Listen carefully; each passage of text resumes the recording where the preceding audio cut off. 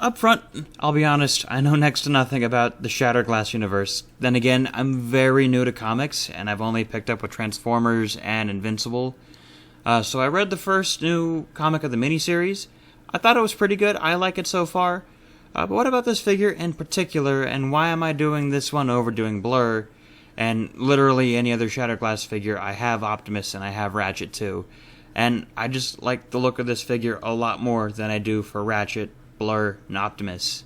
So I'll get around to those eventually, and I don't know if I'll review the Prime and Ratchet 2-pack as like a whole thing, or if I'll just do each one individually. But anyways, on to the reason why I'm here, or why you're here, is for Shattered Glass Megatron. So, how are we looking on the figure? Personally, I think it's pretty great, and yeah, it's another repaint, remold of the Siege Megatron, which we've gotten several of already, and I personally have 4 of them.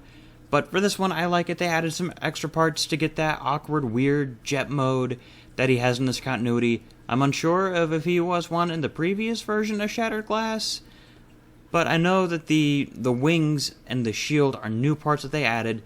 The fusion cannon and the sword are the same parts from the previous versions of this mold, and what's really odd to me is how they cast the wings in a clear plastic, which they're... Usually I'm worried about clear plastic, but this is the kind where like it's super thick that I'm not worried about it breaking, because the wings and the shield are made of the stuff. And why it's weird with the shield is because it's painted mostly white, but it's still clear plastic. It's just an odd choice, especially with the mostly white paint on that. Otherwise, it's cast in like a nice, like weird off-white color for the most part, and I love all the contrasting colors used, like the white, the black with the accents of red and yellow throughout the figure, and the blue used in the accessories is just, oh man, blue is my favorite color, so if you get the right shade of blue on literally anything, oh man, it's already got me, like, all you gotta do to make me a sucker for you is be a blue figure. That's a really nice shade of blue, and this guy, he just pops on the shelf. Articulation here is very standard for a War for Cybertron-based figure. The only gripe I'll always have on this mold is the lack of a wrist rotation. I don't know why they forego a wrist rotation on this guy. They could have easily done one, but thankfully everything else on this figure doesn't feel too tight or too loose. They all feel super solid, and I think they'll hold up to the test of time, personally. Transformation, it's very similar to that of the Siege Megatron and Earthrise Megatron. Only thing different they do here is the legs. They just kind of stick out, you rotate the waist, and you slap the cockpit shield on top of it, and the end result, it's certainly a thing. But there isn't anywhere for the sword to really go without making everything up top look super weird and not aerodynamic, but the transformation to me is still very much a fun one. Alternate mode, it's a Cybertronian jet of some kind. It is a thing for sure. And while for these Cybertronian modes, they never really do look like anything, they're just some kind of pile of nothing with wheels or wings. This doesn't look bad to me, and none of the Cybertronian modes we've gotten recently have ever looked bad.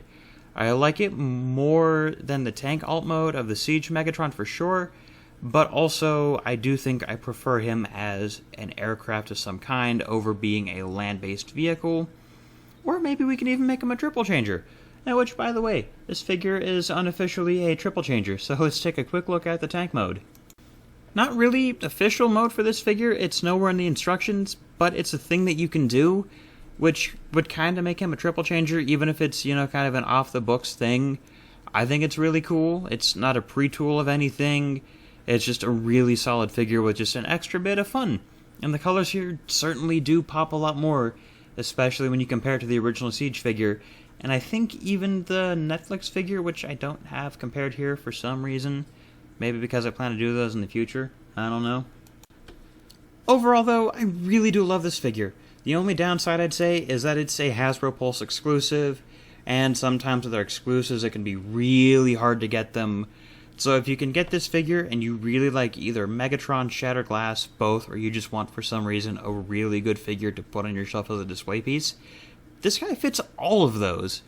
Like, I'm shocked with how much I love this figure. So, it'll fit into pretty much any shelf that you want it. I'd give this guy a 9 out of 10, and I'm looking forward to the other Shattered Glass figures if I can get my hands on them, assuming they're not scalped to hell and back by the time this video goes up. But we'll see. That's really all I have, so make sure you leave a like, comment down below, and if you're not subscribed, please consider doing so. And if you're so inclined, please follow my social media pages down below in the description. And with that, I hope you guys all have a fantastic day, week, month, life, and I'll see you guys in the next video. Goodbye!